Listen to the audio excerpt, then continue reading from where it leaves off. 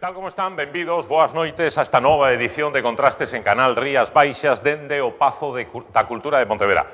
Co matiz importante, como a semana pasada, de que non estamos na nosa sede habitual, que é o auditorio principal, senón en estas instalacións dependentes do Grupo Mochi o Carón, concretamente da cafetería do mesmo Pazo da Cultura. Pero moi cómodos, en un lugar así moi coqueto, onde xa tivemos a semana pasada un debate sobre presente e futuro do sindicalismo.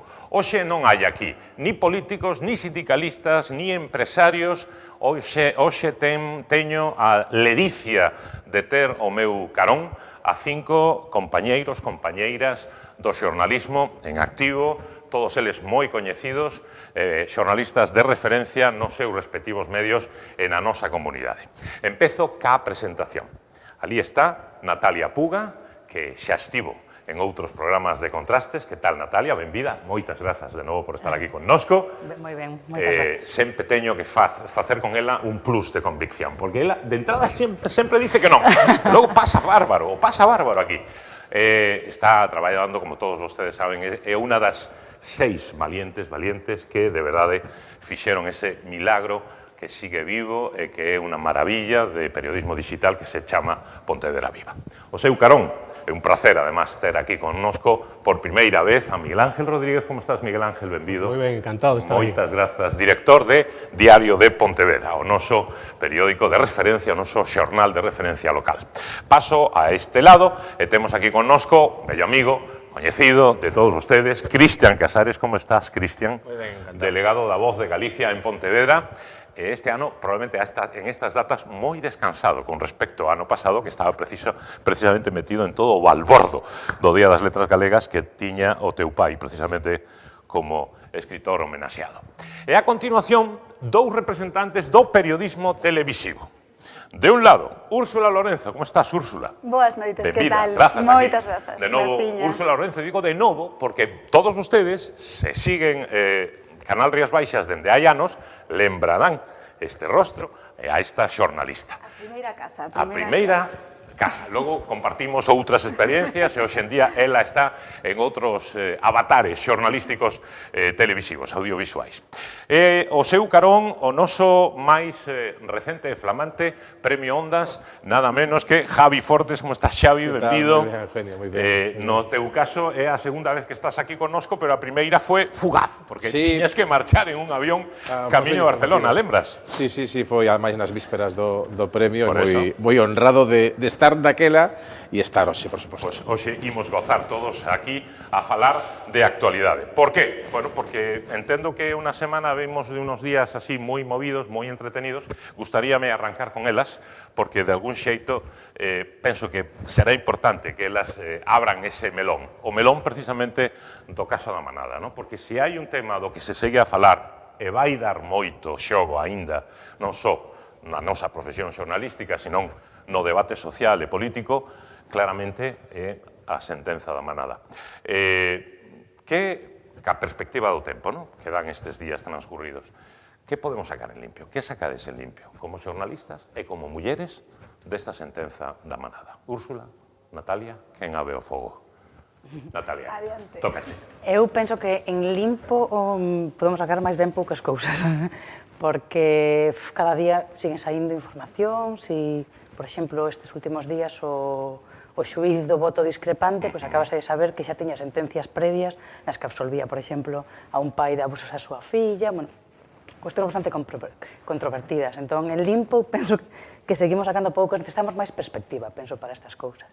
Eu, dende logo, que me quedo coa reacción social, porque a reacción social, ainda que moitos a critiquen que os sentimentos non poden legislar e que os sentimentos non poden ter ese peso, eu penso que é unha sinal de que está cambiando algo e de que xa non permitimos que pasen por enriba de nós. Por iso me quedo con esa parte. Non sei se Úrsula opina o mesmo. Sí, un pouco esa é a sensación, non? Que si hai algo que ainda que quede moi grande decir positivo neste tema, pero si hai algo positivo, pode ser precisamente iso, non? Que foi ver como a xente pois está un pouco farta de asumir que por moito que o diga un xuiz ten que ser correcto, porque está claro que hai cousas que non son.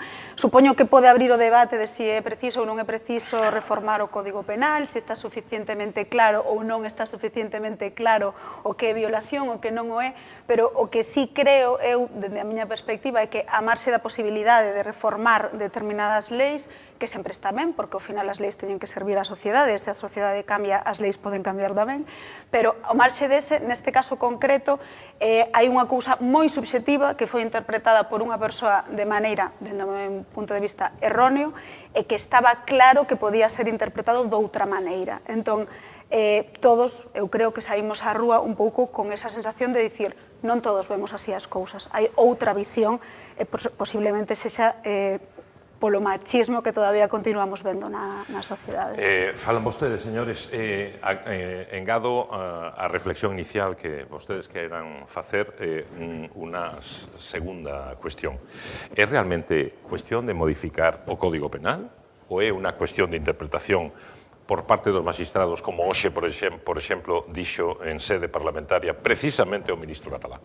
Eu creo que é necesario actualizar a reforma dos códigos penais o tempo, pero co que hai vixente máis que sobrado para que fora condenado por agresión sexual, é dicir, por violación. Neste caso estamos falando dunha manada de news nun portal cunha moza, cunha rapaza e con 11 penetracións non consentidas, polo tanto é agresión sexual, polo tanto é violación, é dicir, pero iso di o Código Penal actual.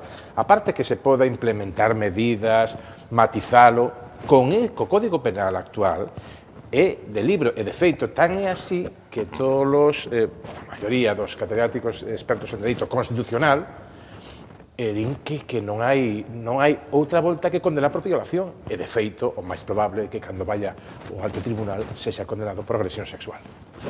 Eso, vamos a ver, eu quería empezar precisamente onde o deixa Xavi, non? É dicir, os tempos que nós temos nos medios de comunicación e que a sociedade ten de reacción ante calquera cousa que pasa, non son os tempos judiciais. Estamos nun procedimento que sigue aberto, e que eu supoño que rematará como ten que rematar, que é dun xeito bastante distinto a como empeza, non? Pero está en curso. E é certo que non hai absolutamente nada que non este no Código Penal que non pudera ter sido posible unha sentencia absolutamente contraria a que vivimos. A reacción social creo que todos debemos tela en conta, é dicir, isto hai uns anos podría ser impensable, non? Unha reacción tan rápida, tan, iba a decir unánime, bueno, tan masiva, non?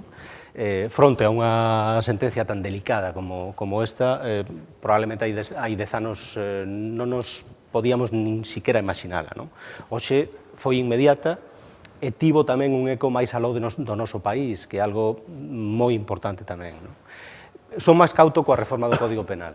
Penso que hai unha marxe sempre de interpretación para o legislador que non ten por que ser mala, Unha cousa é que acotemos todo o que queramos acotar, pero os xuíces son xuíces precisamente para xulgar e teñen que ter certo marxe de maniobra. Cantas veces reivindícase o papel do xuiz profesional fronte precisamente aos xulgados, por exemplo, os xurados populares. Rematamos esta rolda inicial de toma de posición. Cristian Casares. Pouco máis que engadir dos meus compañeros. Por suposto, feliz que a reacción social, que eu penso que coincido con Miguel Ángel, unha cousa é o debate social que se ten que dar, que ten que, para mellorar a sociedade, está ben que o recollan os políticos nun debate sosegado e que logo eso se traslade a plasmación en leyes, que a mí non me gustaría que fora pola vía do endurecimento das penas, sino pola clarificación dos feitos penais. Parece certamente discutible que a negación teña que ser explícita, que unha persona que fai unha agresión sexual, que non unha violación, pois por un método tristemente en boga, como pode ser drogar a súa víctima, sexa menos grave que alguén que lle dea dúas lavazadas e a someta pola forza dos feitos físicos. A min eso me parece moi feliz de que se haga ese debate, pero non hai que perder a perspectiva de que, porque simpaticemos con unhas causas, non facelas demasiado nosas. A isto me refiro que no tema, por exemplo, da cadena perpetua ou da presión permanente revisable, que é perfectamente comprensible por unha familia como a de Diana Kerr, que o viva de primeira persona, e os seus achegados, a xente que vive o caso de un xeito moi cercano, apele a ese feito penal cando non ten cabida no noso ordenamento xurídico porque, bueno, se sabe que as penas van enfocadas á reinserción.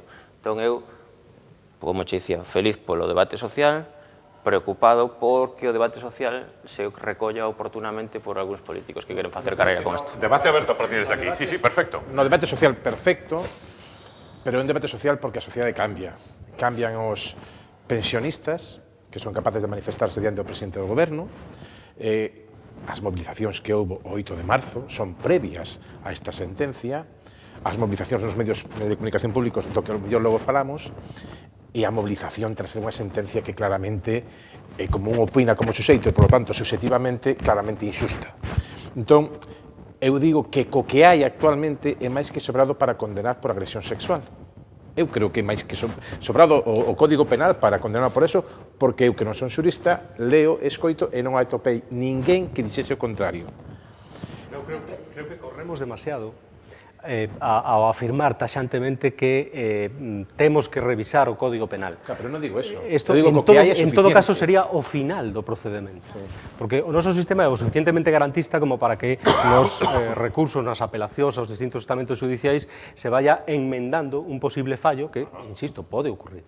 Claro, eu conste que non son, non son partidaria ou máis ben non penso que neste momento sea imprescindible, pero tampouco creo que sexan as leis tiñan por que ser tan inamovibles, non? Como que nos custa moito ás veces modificar determinadas cousas como se tuvésemos que tomalas como, bueno, referencia medo a que o feito de tocalas puidese facer tambalear, que non é o caso, sobre se convén ou non modificar o Código Penal nestes apartados concretos, debería terse dado ao final do é ser sosegada, en todo caso, eso sí. Podo engadir un leño máis, así, o lume.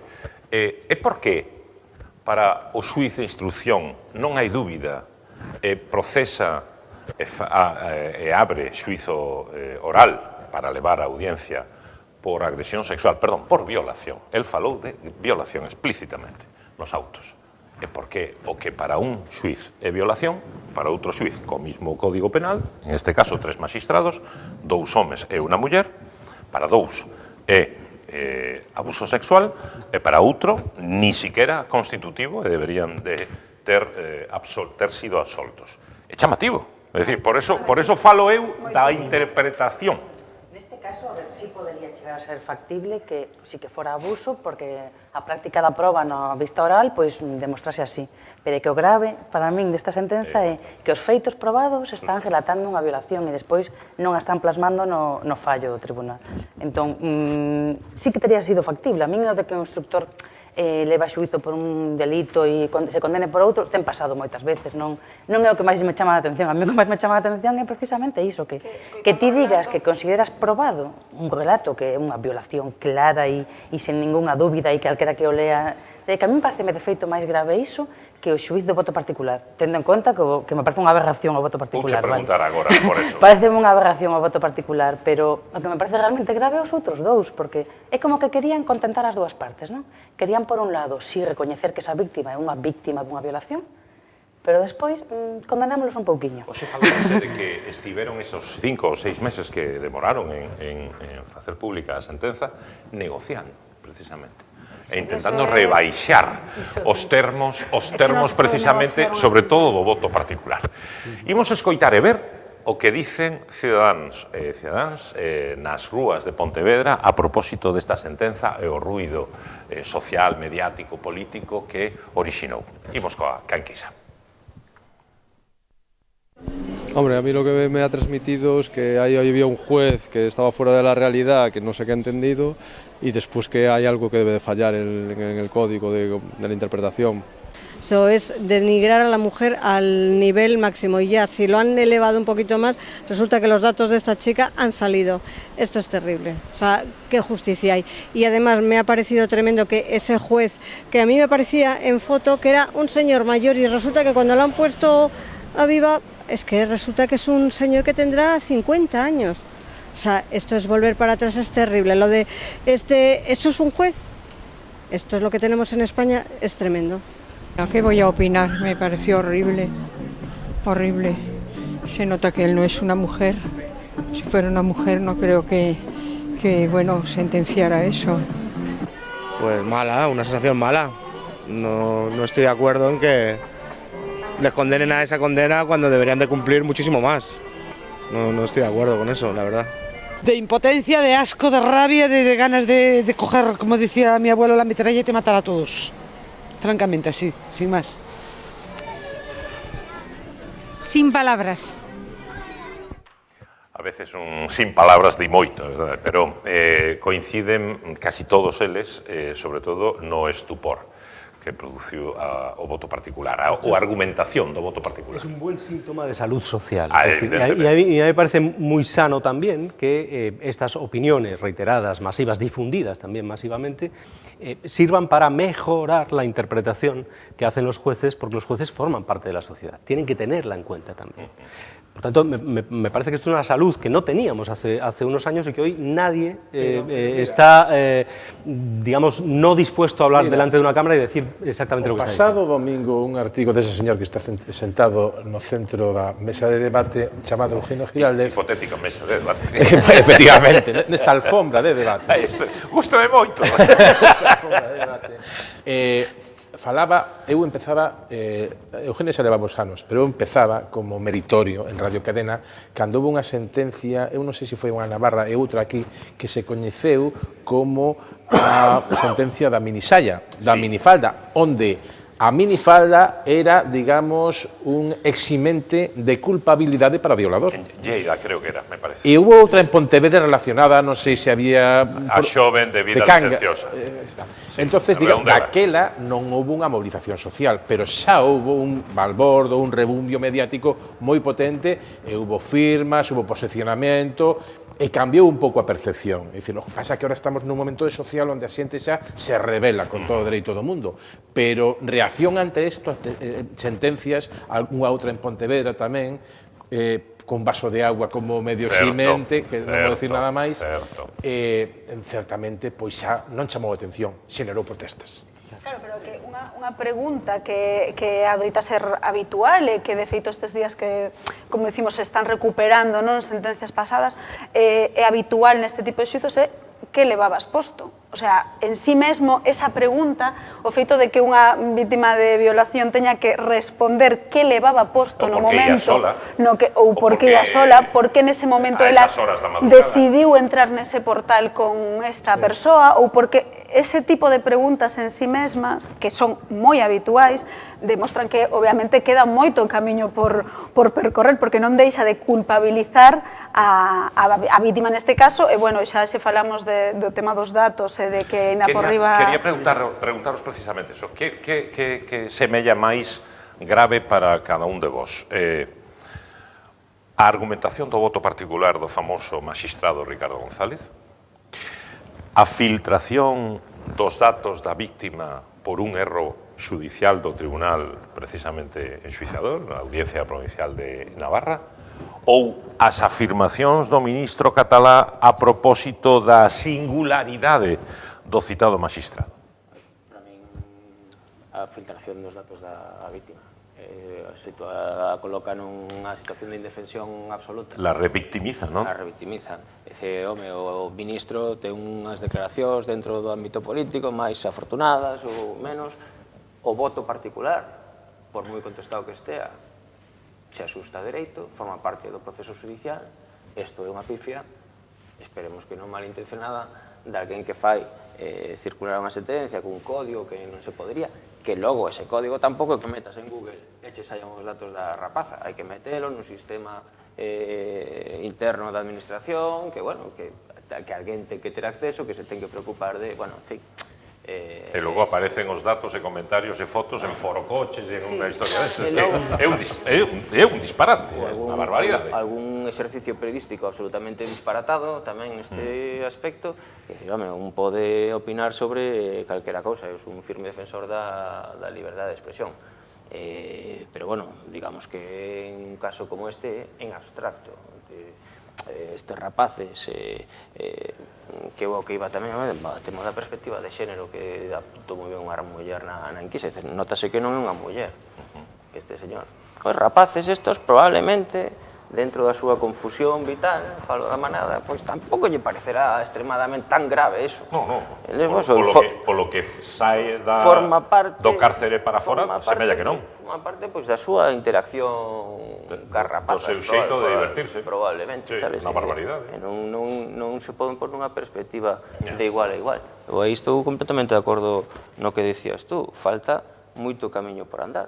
As mulleres da Asamblea de Mulleres de Pontevedra, que te citabas no artigo, logo nos atuvemos no programa de Radio Voz, a todas elas decían que, bueno, ahora estaban felices, pero, bueno, pasaron 30 anos. Daquelas mallaban elas os policías, diante da audiencia. Se unha señora iba a denunciar que lle pegaban na casa, na comisaría, dice, home, señora, vaya usted para casa, sabe, faga unha tortilla de patacas ao seu marido e non xa verá como estará máis tranquilo. Non sei se chamarlle confusión vital ás cousas que son delitos, é dicir, non se me ocurre como nin por qué disculpar esa confusión vital desta xente que é capaz de facer estas cousas e que teóricamente, forman parte dunha suposta normalidade ou anormalidade. Estamos falando de delito. De un delito, por suposto. Estamos falando de delito. E máis, se a xente ten como normalidade aproximarse, xa digo aproximarse aos delitos, non é unha confusión social, é unha persona que está equivocadamente dentro da sociedade facendo cousas. Pero desgraciadamente que ten respaldo social. Ten un respaldo social? Penso que cada vez menos. Sigue sendo delito, pero si fixéramos esa enquisa en Sevilla, eu non sei o que pasaría. Ou en certos barrios de Sevilla. Medo me dá.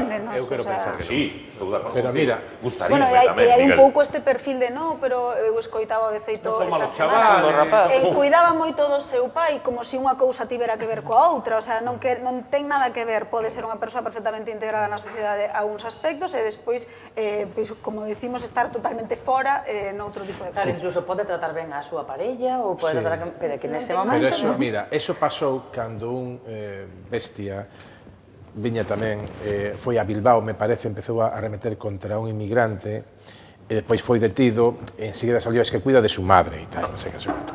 Isto arranca, posiblemente, dunha concepción que tamén hai que denunciar, respetando todos os delitos de defensa, creo que pode xurdir de como plantexou a defensa o grupo da Manada, ou parte do grupo da Manada, que retirou no medio do xuizo cando veu a ola de presión en contra para chegar a eso. Fixo un vídeo, un seguimento, unha investigación da víctima.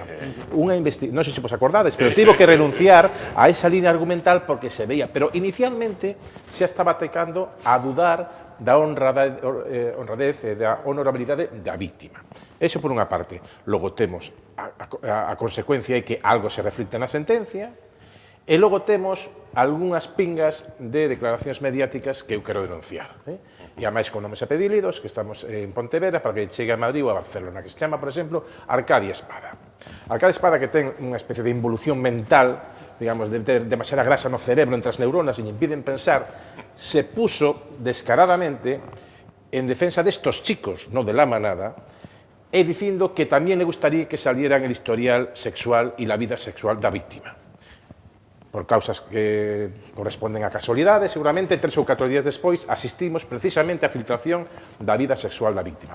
Pois todo iso hai que denunciarlo. As prácticas da xustiza, as prácticas judiciais e de defensa non todo é permitible e hai que denuncialo. As declaracións mediáticas tamén hai que denuncialas e algúns erros que se están producindo tamén hai que denunciarlos.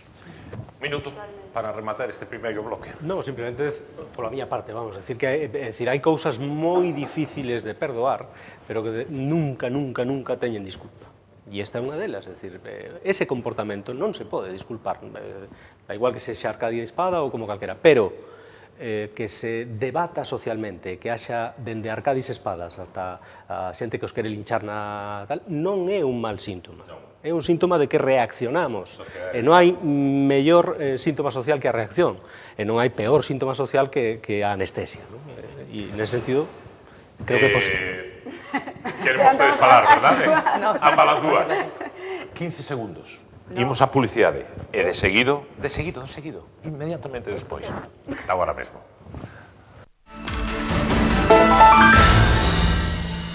Entramos no segundo bloque deste Contrastes de hoxe dende o Pazo da Cultura de Pontevedra falando a propósito da actualidade con 5 amigos, colegas, xornalistas que, lembro unha vez máis, son, rapidamente, Natalia Puga, Miguel Ángel Rodríguez, Cristian Casares, Úrsula Lorenzo e Xavi Fortes. Estábamos a falar dun tema que está a flor do pel, a flor do pel da actualidade, que é concretamente a sentenza da manada e todo o balbordo mediático, político, social, xurídico que orixinou e orixina aínda, con mostras de rexeitamento social que alónganse no tempo, porque prácticamente só unas horas despois de coñecerse a sentenza saíron as primeiras concentracións e manifestacións, pero anúncianse máis e máis. Por exemplo, o vindeiro fin de semana en O Grove. Hai convocada xa unha manifa concretamente o sábado día 13. Probablemente,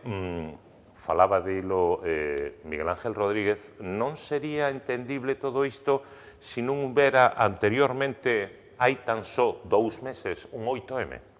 Dito de outro xeito. É particularmente unha pregunta para ambas as dúas amigas e xornalistas. Conxela o sonriso unha sentenza como a da manada despois da ledicia do orgullo que temos que sentir como sociedade da resposta que tiveron as mulleres ao 8M? É dicir, é un ir pa diante e levar un pau e ir pa atrás outra vez? Pregúntame as dúas.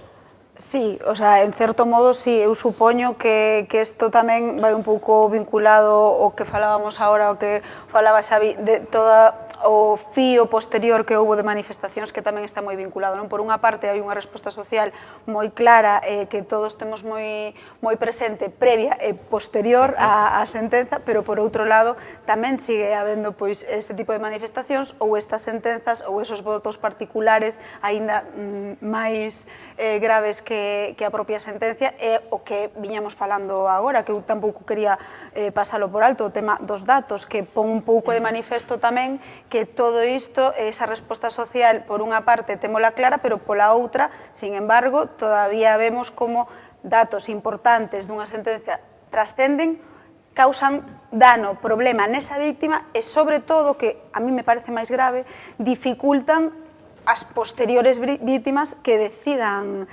tomar partido e denunciar certas agresións, non? Porque ti poste no caso de que os teus datos se vayan a ver en entredito desa maneira e probablemente outra vítima de outra futura manada tería bastantes máis reticencias a sair e explicar e contar o que lle pasou. O sea, que eu creo que eso é unha cousa que sí que dende logo conxela e que teríamos que traballar bastante máis e incluso buscar responsabilidades desde o meu punto de vista. A min o meu sorriso non me conxela, a verdade, porque para min foi un día 8M histórico, non o vou olvidar, pero dende que me levantei hasta que me deitei. Apareceume un logro tan grande como sociedade, incluso, por exemplo, como xornalistas, as xornalistas non adoitamos a xuntarnos, e foi espectacular o movimento das xornalistas Paramos. Ese día en Pontevedra estivechedes espectaculares. Sí, en Pontevedra, en todo Galicia, en toda España, o sea, é que hai un grupo de Telegram con 2000 e pico xornalistas creadas de toda España que se están movendo e facendo cousas, a nivel galego tamén, a nivel Pontevedra, o sea, a mí por iso o sonriso non mo apaga, de verdade. Sí que che fai reflexionar que ainda queda moito que facer, o sea, coa manada, pero penso que xa o sabíamos, non? O 8M fai que tiñamos un pouco máis de esperanza. Se esta sentenza fora hai 2 anos, non se teria creado nin a reacción social que se creou, o sea, estou segurísima, nin teríamos tanta conciencia. Entón, por iso penso que sí, que non temos que... O sea, sí, temos que estar tristes como sociedade porque existan este tipo de sentencias, pero sobre todo porque existan este tipo de individuos como a manada, é o grave realmente que sigan existindo. E esta xente estaba nun grupo de WhatsApp na que ningún dos seus compañeiros dixo nada, porque se ve como algo normal. está como amparado pola sociedade, non? Eles mesmos se facían chamar a manada e nadie se avergonza. Por certo, outra cuestión que ten que ver precisamente cas mulleres e con unha decisión posteriormente rectificada por parte do ministro, pero moi chamativa inicialmente. Falouse da necesidade de legislar, non? De novo. Non legislar en quente, pero bueno, de repente nomease unha comisión codificadora, creo que se chama. E hai 17 homes, probablemente, non sei, unha chea deles. E ni unha sola muller. Logo, despois de que alguén dixera que burrada, arranxouse nomeando 6 mulleres. Sí, pero era 20-0. Claro. Eran 20 homes... 20, non 17, 20. Claro que eran Vale. 20-0. O sea, España-Malta amplificado, Claro. digamos aí. Eso é o grave é que, claro, estamos a falar de un sector que tería que ser un sector evolucionado, permeable, socialmente conectado co que hai no derredor, e de repente é unha mostra, supoño eu, de un machismo absolutamente repelente, non? Cantas académicas hai? Na Academia Galega, moi poucas. Na Real Academia Española. Non sei, pero serán poucas, non? Pois a porcentaxe debe ser de 97% contra 3%, aproximadamente. Eu fun, cando estaba en Madrid, ao 50 aniversario da publicación de La ciudad y los perros, de Vargas Llosa, onde estuvo genial, e todos os que estaban en todos os estados eran homes. Creo que agora hai unha muller, un par de mulleres como moito, depois de que morrera Martín Gaita e tal. Pero algo que non nos damos conta, pero está pasando. E iso da comisión de 20 homes, ninguna muller, creo que se arranxa ahora con 14-6 ahora, 14, que sigue sendo, o sea, menos de 10-10 non é admisible. Non é o reflexo da sociedade, é evidente, non, claramente. Bueno, da xustiza hai un 52% de mulleres, quero decir que están aí, están aí, non é que non existan, o que pasa é que non saen cando teñen que sair, cando se busca dar opinión, pois é menos válida, é unha opinión máis por debaixo. Polo menos agora dámonos conta. O sea, todo isto leva pasando tanto tempo e diso da comisión démonos conta todos o momento, pero que de que cando vas aos actos, agora todo o mundo lle chama a atención. Aí 5 anos, a ninguén. Entón, bueno, é un síntoma de que estamos evolucionando, pouquiño a pouco. Eu quedo con eso. Eu quero aportar unha dosis de optimismo. É dicir, non hai sistemas sociais perfectos. Non hai sociedades perfectas. As sociedades sempre cometen erros. Hai sociedades que reaccionan ante os erros e sociedades na que é moi difícil reaccionar ante un erro.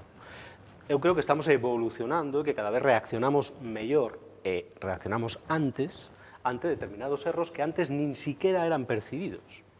Por tanto, eso é un síntoma, insisto, de boa saúde. Quero xirar hacia a campaña Así se manipula en Televisión Española, precisamente promovida tamén por mulleres. Pero antes, aproveitando que temos aquí a Cristian Casares e que estamos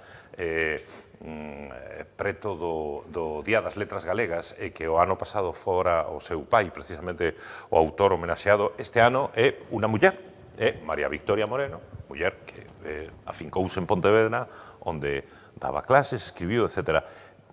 Este tipo de decisións que non son moi habituais por parte das institucións culturais de Galicia, sen embargo, parece que tamén serían permeables, non? Un pouco, ti que coñeces un pouco de cerca eso, é así ou non? Eu creo que eso pasa como en todos os ámbitos da vida. Falábamos agora da situación da comisión esta xurídica, bueno, o mesmo pasa nos consellos de administración, o mesmo pasa nas estruturas empresariais, nos mandos cuadros intermedios, o mesmo pasa hasta hai pouco nos partidos políticos, nin siquiera teñan listas paritarias. No eido na cultura? Por suposto, tamén, quero dicir, pero é que o traballo do feminismo ou para conquerir os dereitos igualitarios das mulleres é un traballo que leva conquerido resultados moi recentemente. Aí está o sufragio femenino, aí está, pois, a emancipación económica da muller en España eminentemente, que hasta os anos 70 pois dependía do pai hasta que pudera depender do marido, é dicir, legislativamente, a hora de abrir unha... Entón, é dicir, a sensibilidade no ámbito cultural, pois, sí, pero a cultura o que che dá é unha sensibilidade para a realidade cultural. Non che ten por que dar unha sensibilidade para outros ámbitos da vida. É dicir, a solución final dos nazis se adoptou nun sitio idílico, entre cuadros fantásticos, a beira dun lago, con unha música, pois, oi, de elevadísima cultura. Entón, bueno, a xente que é culta ou que se dedica a escribir novelas ou a compoñer música, pois non ten por que ser mellor que outra calquera. Agardemos, non obstante, que a Real Academia Galega estírese nos vindeiros anos. Por suposto que agardemos. E logo, bueno, pois pasou o que pasou en todos os ámbitos, pois probablemente había mulleres moi boas, cunha gran sensibilidade a hora de escribir e tal, pois que non simplemente non accedían ao sistema, como non o facían na ciencia ou non o facían no xornalismo. Pois falando precisamente de xornalismo de mulleres, a campaña Así se manipula, iniciada por mulleres xornalistas de Radio e Televisión Española contra as malas prácticas, a mala praxe periodística xornalística, acaba de nutrirse dun caso protagonizado precisamente por unha muller. Se fora muller, eu sentiríame mal, non sei vosotras, pero eu sentiríame moi mal que unha muller precisamente responsable nada menos que da Secretaría de Estado de Comunicación dixera o que dixo a propósito precisamente desa manifestación de xubilados en Alicante cando estaba a chegar o presidente do goberno o seu famoso comentario de os jodeis. Bueno, de algún xeito, non sei, Xavi, ti que estás aí dentro, esta situación o que fai é engadir máis gasolina, aínda, a esa campaña que está a ter, ademais, moita repercusión, decías antes, aí en Maquilaxe, que ademais no estranxeiro, verdade? Moitísimas están asombrados. E como se ocurriu este tema? Bueno, empezou primeiro co traballo do Consello Informativos, de informes mensuais, pero chega un momento en que se acorda por hipermayoría, o sea, non por hipermayoría, por unanimidade parlamentaria, creo que 17 de setembro, reformar, volver o espírito antigo do consenso para elixir un presidente que non sexa como José Antonio Sánchez, con todo o pasado que ten e todo o presente. E entón se decide bloquear. Primeiro se bloquea no Senado, regresa ao Congreso, se volve a facer unha reunión das mesas das Cortes, que son unión da mesa do Congreso e do Senado, e en teoría que tiña que ser unha lectura separado, Ana Pastor en este caso, digo única, Ana Pastor impón unha lectura por separado, co cual volve a ter no Senado maioría para bloquear. E pide máis informes, o que se chama en técnicas Crea unha comisión e retrasa el asunto. Técnicas de filibusterismo parlamentario, que ven sobre todo orixe británico. Entón, hai as mulleres que son, nos chamamos as valientes mulleres de negro. A nos non nos ocurría nada, xa estábamos fartos de informes, de ir a prensa, de Bruselas e tal, a vestirnos todos de negro. E unha mañá apareceron un venres, o día seguinte de que se boicoteara isto no Congreso, foron todas de negro. E empezaron a ir de negro, e van de negro, e unha das invitadas o dixo, oye, me gusta que las mujeres en los desayunos vayan de negro en este día. Todos nos empezamos a poñer de negro. E a segunda vez foi a anterior, o sea, o venres pasado, o seguinte será dentro dos días. E decías ti, unha tristeza para unha muller, que unha muller sexa precisamente a que diga os jodeis a los pensionistas. Tamén fora unha muller, Fabra, a que dixera que se jodan a los parados, no Congreso de Diputados. Pero tamén foi unha muller, a primeira que por dignidade dimitiu onte, Arantxa Torres, o ser editora dun informativo territorial en Valencia. Ela é a responsable informativa do que pasa na Comunidade Valenciana, quere dar ese vídeo, e hai unha orden de censura co cual dimite, e é unha muller. E mulleres son as valientes mulleres de negro que puxeron en marcha esta campaña que nos estamos encantados o seguinte. En xeral, ademais da situación específica de Televisión Española, estamos a vivir tempos complicados na nosa profesión, particularmente o que atinxe a liberdade de expresión. Que sensación tedes? Ás veces dá a impresión de que imos para atrás, non? Que tiñamos un mellor escenario hai unos anos do que temos agora. Ou é unha impresión errada pola miña banda? Penso, en voz alta, queridos compañeiros, ata onde podades chegar, evidentemente. No, eu eso que son bastante suicida en todos os órdenes da vida, salvo con 52 anos, creo que evidentemente é mellor situación, evidentemente, que nos tempos de Arias Navarro, onde ata o rei tiña que dar declaracións a Niswick para que cesaran Arias Navarro.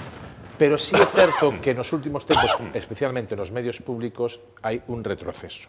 O que se conquistara, o que se gañara, aquela frase de cada mesa en Vietnam, sobre todo nos casos da maioría, casi todas as televisións públicas autonómicas, excepto o caso recente de Telemadrid, que volveu o consenso, volveu a independencia, o resto, incluído, sobre todo a televisión española, volveu a antigua, a unha concepción viejuna do xornalismo de gabinete, non? Pero o mesmo que pasa coa sentencia da manada, hai que quedarse co positivo, que a reacción ciudadana.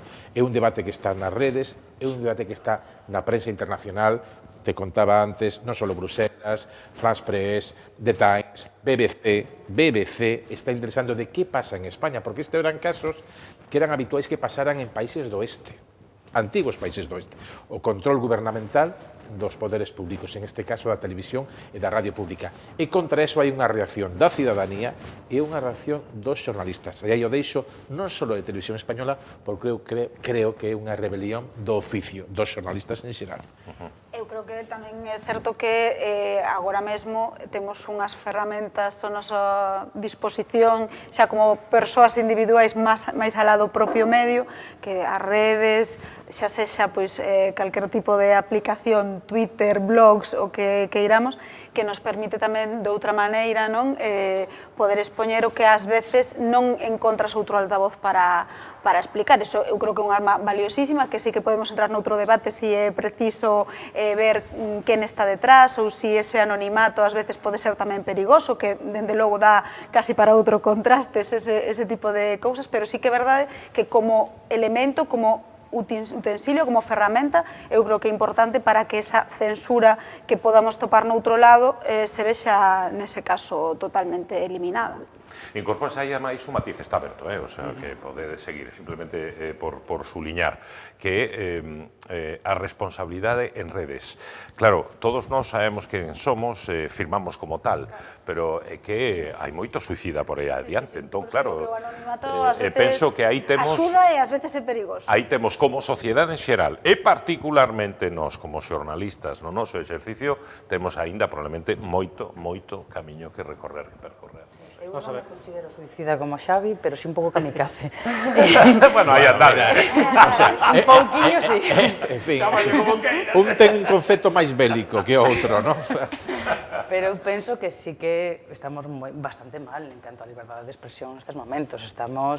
E o oficio está moi mal, e a liberdade de expresión mal. E o oficio está mal e tamén creo que porque non se saben empregar ben esas ferramentas das que estamos a falar, porque as redes sociais estánse cargando o xornalismo, pero é que os WhatsApps estánse cargando o xornalismo, porque ahora todo vale.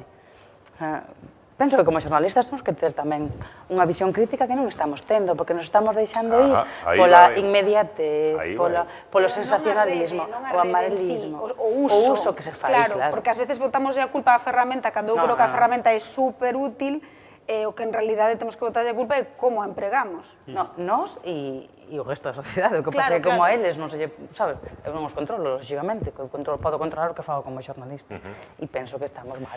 Ambos os dous traballades, tedes responsabilidades en dous xornais impresos, pero ao mesmo tempo que están a potenciar cada un deles as súas versións digitais. Temos aí precisamente parece que unha obriga, probablemente unha asignatura independente en canto a como compatibilizamos e como seguimos adiante, non? Supoño que a clave está no periodismo, é dicir, o que non vai morrer nunca é o periodismo. O periodismo se pode facer con distintas ferramentas, como decías. Si é certo que na transferencia de negocio non está resolta todavía. É dicir, o negocio a través de internet, falo para un xornal escrito, é un tema todavía por resolver, non? Pero no tema que estábamos tratando, eu quería volver ao que penso que é a esencia do que nos está pasando, que é o creciente interés político polo control da circulación da información. hai dous problemas básicos ou tres problemas básicos, incluímos o tecnolóxico tamén, non? Na profesión, digo, a grandes rasgos, non? Un é precisamente eso, é dicir, a aparición de novas formas de expresión periodística, novas formas de contar as cousas e de que te cheguen as cousas. E aí estamos tratando de adaptarnos. Pero logo hai dúas razóns fundamentais pola que o exercicio periodístico ten problemas. Un é a precariedade laboral, galopante, que estamos padecendo todos, e a segunda é a mala saúde das empresas informativas, das empresas editoriais. Na medida en que estas dúas cousas non se vayan resolvendo, se a ese cóctel que xa é maldito de por sí, lle engadimos o creciente interés político por controlar esa circulación da información, o resultado, bueno, é para pensalo tranquilamente, para tomar algunha que outra medida para que esas tres patas se podan ir correxindo de alguna maneira. Non sei como, non sei como, pero habería que entrar nelas. Eu, ademais de suscribir completamente o que di Miguel, bueno, o xornalismo está nunha tormenta perfecta que non, un sector en reconversión, que non atopa fórmula de negocio, que os lectores nin siquiera naqueles periódicos, digamos, que máis independentes ou que exercen máis o periodismo, o teñen resolto porque os lectores non o respaldan económicamente, salvo dúas excepcións no mundo, que o New York Times e o Guardian, pero bueno, porque teñen unha cota de clientes tan abismal que poden soster o seu negocio. Alguna excepción hai en Francia? En Francia, bueno, xa máis escala máis, digamos, regional ou local. Pero, por outra banda, ademais de decir eso, estamos nese problema, se os lectores non queren soster o negocio, é dicir, non pagan pola información, en parte polos erros dos propios medios de comunicación, que ofreceron gratuitamente o que estaban cobrando antes, que ese é outro debate, pero mentre os lectores non queran soster os negocios, os periodistas serán cada vez menos independientes. Os medios de comunicación serán menos independientes. Nese aspecto eu diferenciaría, de todas formas, os medios privados contra os medios públicos. No medio público ten que garantir unha independencia absoluta, a través dun consello, como se resolva eso. Os medios privados deben ser independentes. Ahora, a ninguén se escapa que ten todo o dereito do mundo a ter as súas líneas editoriais, que moitas veces se confunde a línea editorial do certo medio de comunicación con unha cortapisa á liberdade de expresión. Non, pois, obviamente, o ABC non vai ser o mismo que o País, e o lector da ABC non vai... O de agora, o de antes... Sabes o problema? Que nas grandes cabeceiras nacionais, no quiosco, o que era un bosque caducifolio, unha fraga, está convertíndose nun monocultivo de eucalipto. Es dicir, cada vez hai menos diferencias nos editoriais das catro grandes xornais, ABC, La Razón, El Mundo, El País, por non citar, me refiro de nacional, o sea, tamén podemos meter La Vanguardia, que ten presencia nacional, pero en Galicia, por exemplo, La Vanguardia xa non se vende, el periódico de Cataluña non se vende aquí, digamos, os catro quioscos periódicos que chegan aos quioscos cada vez teñen máis diferencias de matiz. Evidentemente, al ABC non se le puede pedir que salga el 14 de abril con la escarapela republicana, eso lo asumimos todos, pero ten todo o seu dereito de facelo. O que eu, insisto, tomando o balón que me deixas votando dos medios públicos, é que ABC, La Razón, La Voz, La Voz de Galicia, Antena 3, La Sexta, Mediaset, A3 Media, teñen accionistas privados que teñen que tratar de repartir beneficios e van ao seu negocio. Pero Televisión Española non ten que repartir beneficios. Os accionistas de Televisión Española son 48 millóns de españoles que os cabezas de familia pagan os impostos dos que parte van á radio e televisión pública. Si ten sentido que existan, e eu como traballador de Televisión Española é o que digo, e por eso son crítico co produto que estamos facendo, si ten sentido é unha televisión estilo BBC, da televisión pública alemana, da televisión pública francesa, onde se escollen, digamos, de forma non partidista, periodistas ou xornalistas de ampla trayectoria para estar blindados durante 5 anos e poder facer información. Eu sempre digo neste caso que a peor crise que pode sufrir un país non é a económica, a peor crise que pode sufrir un país é a crise bélica. No 81, no 82, Gran Bretaña e Inglaterra ten unha crise bélica en Argentina.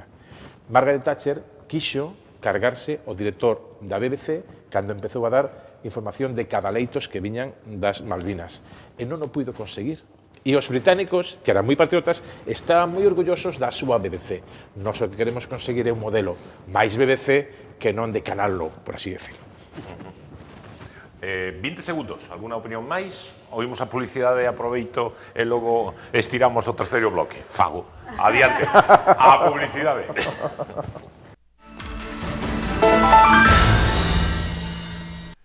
Entramos no último bloque deste Contrastes de hoxe falando da actualidade con 5 xornalistas que lembro unha vez máis son Natalia Puga, Miguel Ángel Rodríguez, Cristian Casares, Úrsula Lorenzo e Xavi Fortes. Estamos a falar de moitas cosas e como é normal, e ademais entre xornalistas máis normal aínda, a conversa vai xirando e tomando diversos derroteiros. Vou intentar retomar lixeiramente o mando, só un momento nada máis, e logo eles farán o que queiran, a propósito do videoclip de Miguel Anxo Fernández Lores. Constame que algúns dos que estamos aquí, sí, sabemos de que vai porque estábamos precisamente na estrea que se producía o pasado venres na CEA que serviu de lanzamento precisamente da carreira electoral do actual alcalde que pretende un 6º mandato. Outros non sei se coñecedes o videoclip, imos ver unos segundos precisamente do noso alcalde cantando e a continuación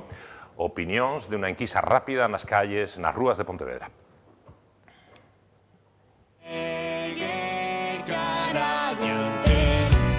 O vento sopra e vai levando a voz da xente real dunha cidade na pedra garda grandes contos que contar se non o escoitas segue cara adiante. Muchos lo critican y otros yo, me gusta. Me gusta porque hubo alcaldes peor que ellos, que pintaban la farola del Burgo y punto. Y él hizo muchas cosas. Yo ahora voy cansada y me siento ahí. Y antes tenía que entrar en una cafetería. No sé, a mí no me parece esas formas de promocionar. Habrá quien le guste y habrá quien no le guste. A mí yo creo que la política va por otros caminos que creo que la gente no está muy de acuerdo. Pero bueno, es mi opinión.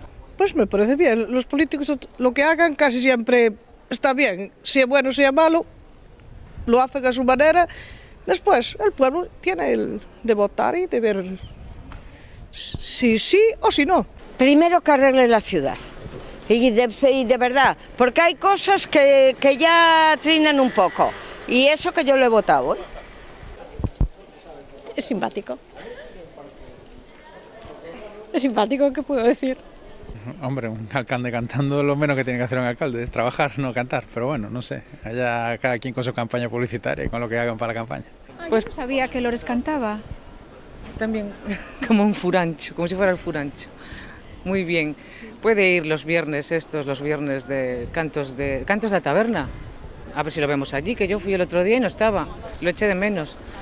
Que venga y se anime a cantar con nosotros en los cantos da taberna.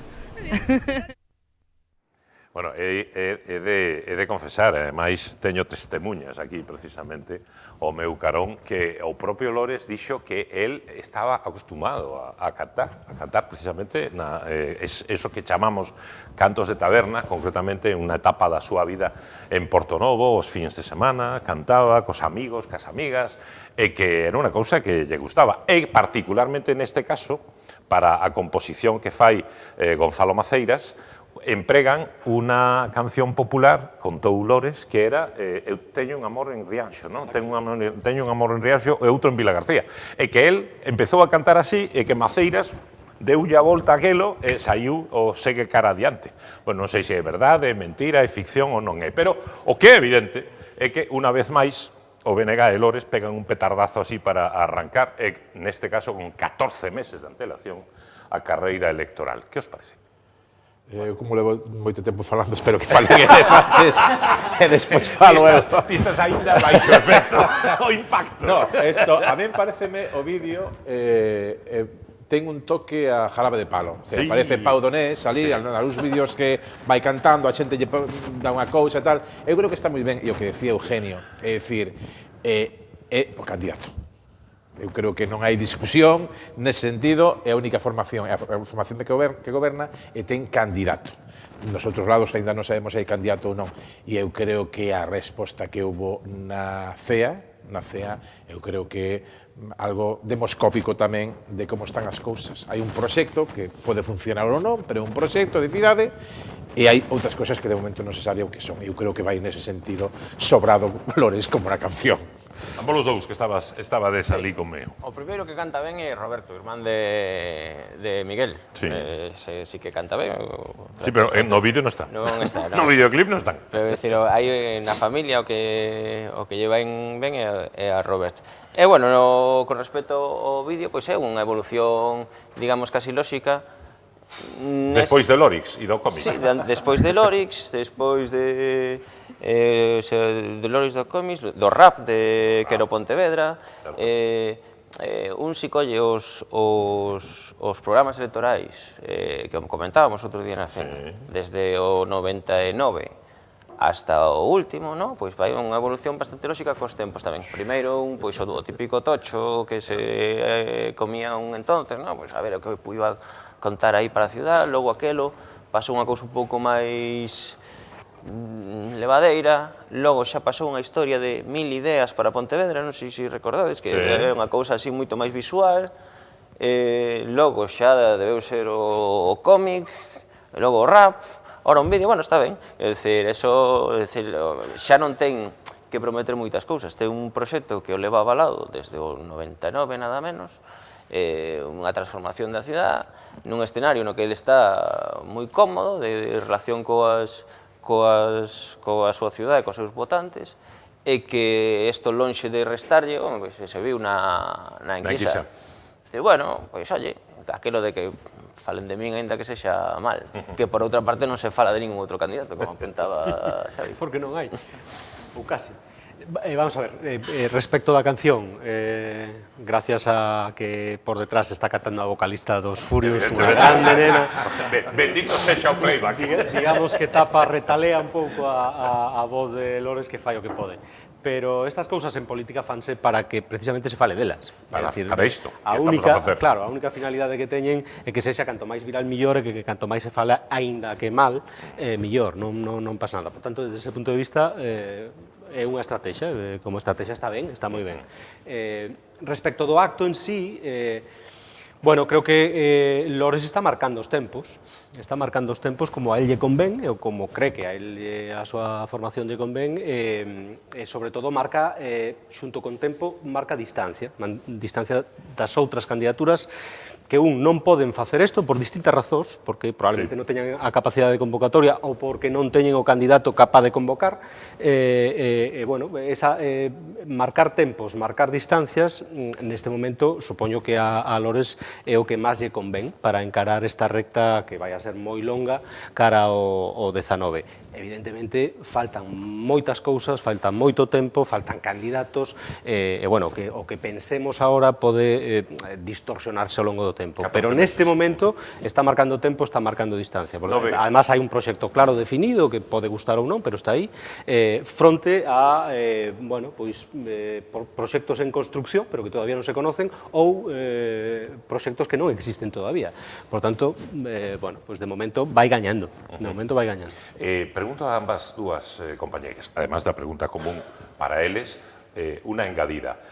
No acto falaron 3 personas, 2 mulleres e un home. Primeiramente, Anabel Gulías, logo Ana Pontón e finalmente Miguel Anxo Fernández Lores. Algúns de nós tivemos a sensación, eu particularmente, escribín delo ademais, que Anabel Gulías pode ser claramente o futuro. Hoxe en día, as cousas, como di Miguel Ángel, poden mudar moitísimo, en 14 meses en política poden pasar auténticos cataclismos. Pero, bueno, hoxe en día dá esa sensación. E algún que non está presente, pero que traballa o teu carón, precisamente plantexou na mesa unha posibilidade. E os demais quedamos así pensando, dicindo, oi, pois pode ser. Que se gañara Lores as vindeiras municipais, ou, ben, se gobernase por sexta vez, por sexto mandato, que o mellor deixa a metade e coloca o frente a unha muller, como Anabel Gulías, para que vaya fogueándose na alcaldía e preparándose como alternativa nos vindeiros comicios que serán alá no 2023, non? Que os parece? Eso decían de Rajoy, eso decían de... Sí, seino. E de momento non se cumple. É política ficción, é algo que nos pirra particularmente aos xornalistas. Eu personalmente creo que vai acabar a legislatura. Non vexo a Lores deixando así na metade. Na metade. É unha opinión tampouco... Lembra unha cousa, sen chamar bello o noso alcalde, pero non, é que é importante, porque é unha cuestión de tempos tamén, é unha cuestión biolóxica.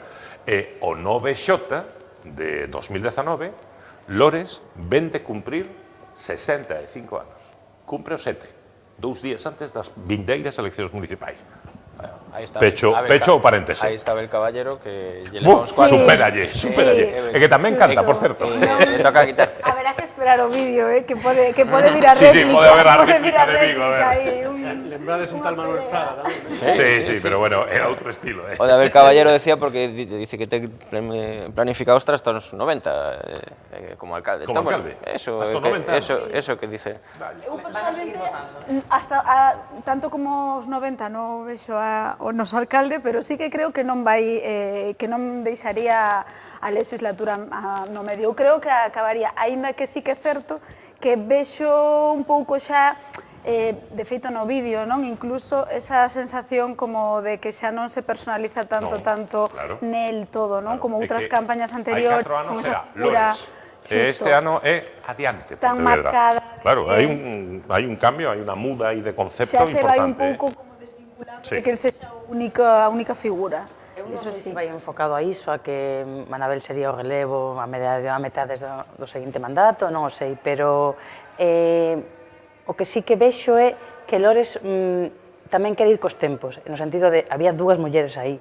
Hoxe en día non te podes permitir ser candidato, presentar unha candidatura sen ter en conta. E, sobre todo, 2 mulleres novas, porque non é que vaya a Bella Garda, que vaya Ana Pontón doulle unha volta ao BNG, pero que foi alucinante. Conseguiu que xente que se prometera non volver votar ao BNG, que volver a confiar no proxecto, non? Penso que vai máis enfocado a iso, sabes? A darlle unha volta ao proxecto, a que a xente non pense, este home leva xa 20 anos, pode estar acabado, pode estar tal. Non, mira, que aínda hai moita sabia nova detrás, aínda hai máis... E que conste que, ademais, o de Anabel, de a metade da legislatura vai a vir, eu escoiteino hai 3 anos. Antes das anteriores municipais, eu xa escoitara iso de Anabel vai de número 2, esta rapaza de Forcarei vai de número 2, e mira, Anabel leva aí 3 anos demostrando a súa valía, pero demostrando a súa valía como concelleira. Medrando políticamente, medrando mediáticamente. E demostrando a súa valía tamén, porque eu penso que está demostrando... Sen dúbida. Os demais?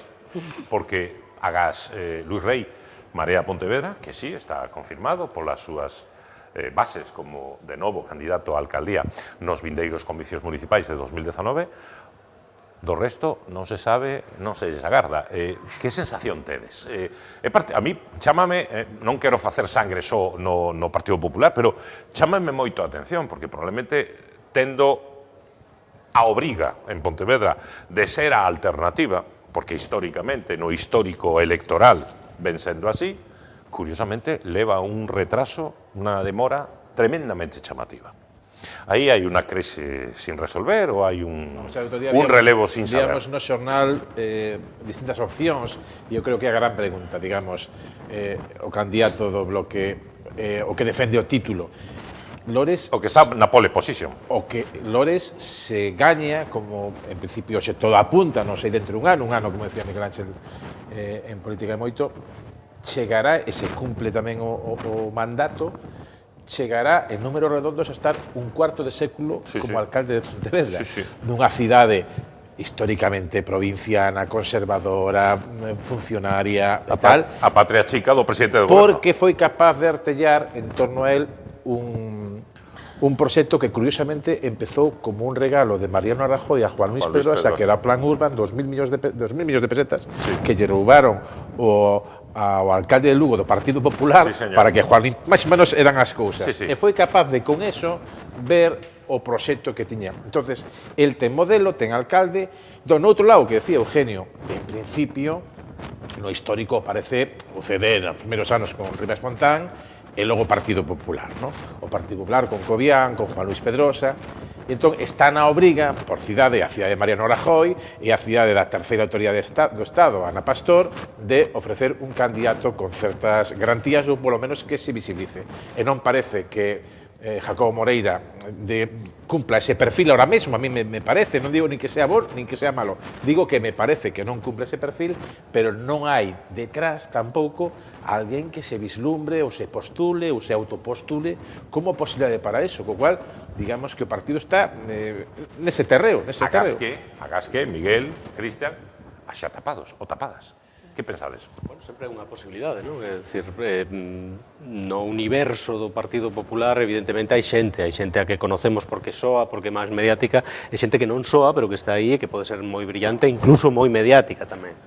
Pero bueno, sí que creo que o Partido Popular, e Ciudadanos tamén lle pasa, son presas de decisións estatutarias que, bueno, nalgúnas cidades favorecen e noutras perxudican claramente, non? Por decisión do partido, en ningunha cidade galega se vayan a oficializar os candidatos ata o mes de xuño.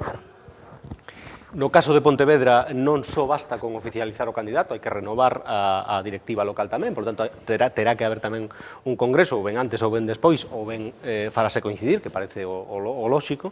E no caso de Ciudadanos, por decisión tamén do partido en toda España, os candidatos non se van a conocer ata xaneiro do ano que ven, co cal tamén te dá un pouco a idea de que, bueno, van a tirar de marca e non tirar de rostros, non? Porque, bueno, non hai tempo material para construir unha candidatura basada A Manuel Valls non están colocando, pero está aparecendo xa algunhas fotos. Claro, pero que te quero decir. E logo, vamos a ver, eu penso que sobre todo nas eleccións locais hai tres factores que soen ser determinantes para desequilibrar a balanza electoral, non?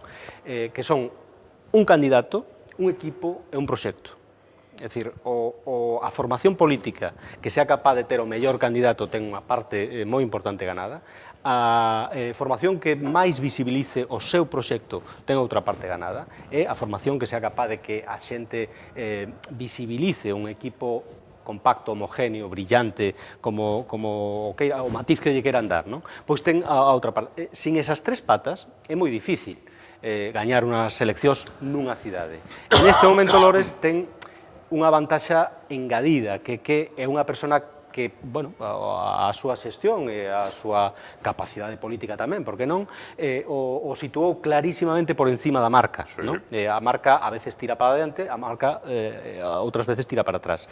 Neste caso o Bloque é certo que está remontando, hai unha operación de imaxe no Bloque que Ana Pontón encabeza e que lle está dando resultado, parece que lle pode dar bons resultados, pero Lores está ao marxe da marca. A marca acompaña a Lores, non está sendo acompañado pola marca. Por lo tanto, bueno, reúne moitas características para neste momento diferenciarse. Co cal, eses partidos que teñen un candidato moi reciente ou que todavía non teñen candidato van a ter que compoñer esos factores, é dicir, un rostro, un equipo, un programa con moitísima celeridade. Por eso mismo non terían, saltándose as normas estatutarias, hai miles de atallos de visibilizar a alguén. É dicir, aínda que sexa en xaneiro do ano que ven Ciudadanos, aínda que sexa pouco antes dun ano, o Partido Popular e do PSOE, do que non estamos a falar. Exacto.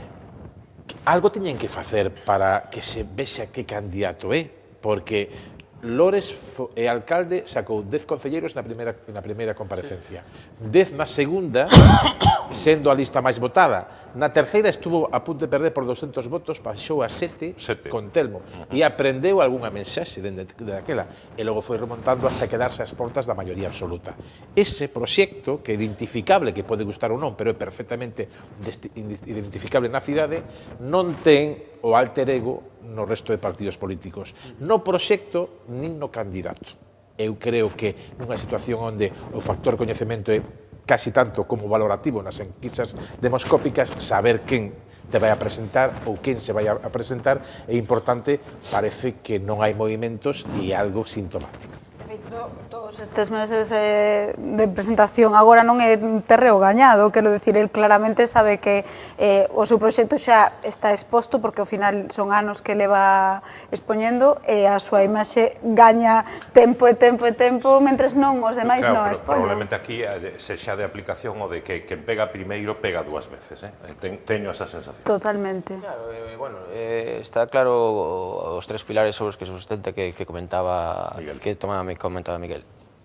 Sobre esa premisa, o suposto Mirlo Blanco que pudera vir a rescatar un proxecto máis exitoso do Partido Popular se enfronta a un púgil moi entrenado, un peso pesado, pode sair facilmente noqueado, o que lle faría bastante complicado afrontar un segundo combate con Anabel ou con quen sexa de aquí a 5 anos. Entón, o Partido Popular e o PSOE en menor medida se ven nesa tesitura. É dicir, que fago? Collo un candidato realmente forte? Ou quemo outro? Ou quemo outro. Por outra parte... Ou quemo o que teño. Quemo o que teño. Por outra parte, o que se vota en falta, especialmente no Partido Popular, pero tamén no PSOE, é que os que defenderon o proxecto, xa bo ou xa malo nos últimos 4 anos, non o reivindiquen. É dicir, no caso dos líderes destes dous partidos, bueno, hai un debate máis ou menos soterrado, non soterrado, non, que xa é público nos medios de comunicación, bueno, pois, e o máximo que dicen, bueno, pois eu estarei donde me diga o partido, tal, home, eu estarei onde me diga o partido, pero eu levo aquí feito un traballo que recollín da época de Telmo Martín, e, bueno, pode ser máis ou menos acertado, pero reivindicalo, é dicir, deixarlo en herdanza a persona, se hai un sustituto, que dice, bueno, pues estos son os cimentos, ben feitos están, porque para eso me leo batiendo cobre os últimos anos, e iso se bota en falta. Entón, bueno, cando o candidato sexa este, se lle toca outra vez, non o defende, nin o partido fai por defendelo, e dice, pues bueno, pues te presentas ao viaxe con unhas alforxas moi armadas. Por certo, neste momento a realidade é que o calendario que teñen plantexado eles, os partidos, é que en xuño o Partido Popular resolve o seu candidato, en setembro o Partido Socialista arranca ese proceso de primarias e en xaneiro do ano que ven o Ciudadanos anuncia os candidatos. Parece evidente que se María Rei quere repetir non vai a ter ningún problema para facelo en xaneiro, en febreiro ou en decembro, non? Parece probable tamén que se Tino Fernández quere concurrir ás primarias pode ter moitas posibilidades de que con candidato alternativo ou sin él poda seguir sendo candidato. Por tanto, a gran incógnita neste momento é do Partido Popular. A sensación é que prácticamente poderían repetir 4-2-5. É a sensación. Ollo, estamos falando das municipais porque o que toca, pero co paquete das municipais vai a Deputación.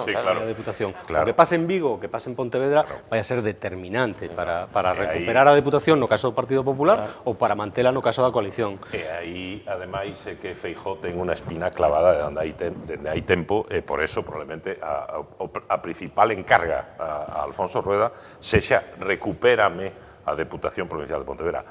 Tarea que non vai ser nada doada, todo o contrario. É complicado porque o PSOE, Abel Caballero, mellor dito, está moi forte en Vigo, e Lores, mellor dito que o Venega, está moi forte en Pontevedra. E esos son os partidos judiciais que van a marcar. E logo no Salnés, a esquerda ben soa ou ben en pactos remontou, etc. O escenario de aquí a entón vai dar moito xogo. De feito, estou pensando en que convocareivos, pero aínda non sei a data, pero nos vindeiros meses, para falar de novo deste asunto. Quería rematar 1 minuto e medio. As mulleres foron, se mirades así con certa perspectiva o debate que temos, moi protagonistas, o que está moi ben, ademais. O que pasa é que non por todos os temas precisamente agradables. Cando teremos unha alcaldesa en Pontevedra? Cando se presentan a Vergulías, o mellor. Ou cando Lores decida darlle a ela a alcaldía, pero digo que sexa votada, sufragada polos cidadáns. Votades en falta isto? Eu voto en falta, eu ainda lembro unha presidenta do goberno. Houve unhas municipais nas que estaban Teresa Pedrosa e Teresa Casal, que se decía aquí lo de Teresa en nome da alcaldesa, que a mí me gustou un montón, pero penso que nas próximas municipais non van a ser.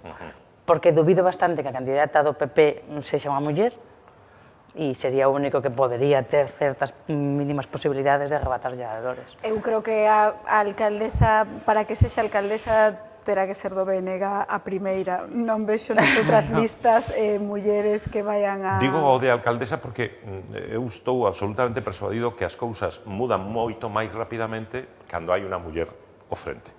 Na Deputación Provincial de Pontevedra notase unha barbaridade.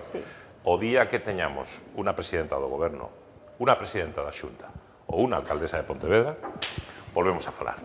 Estamos de acordo? Sí, sí, encantadas. Graciñas os cinco polo voso tempo, pola vosa participación, por ter a paciencia de aguantar a este xornalista e os envites aos que os meto en estas historias. Moitísimas grazas, Natalia Puga, Miguel Ángel Rodríguez, Xavi Fortes, Úrsula Lorenzo, Cristian Casares. Ata a vindeira semana, aquí en Contrastes, en Canal Rías Baixas. Boas noites.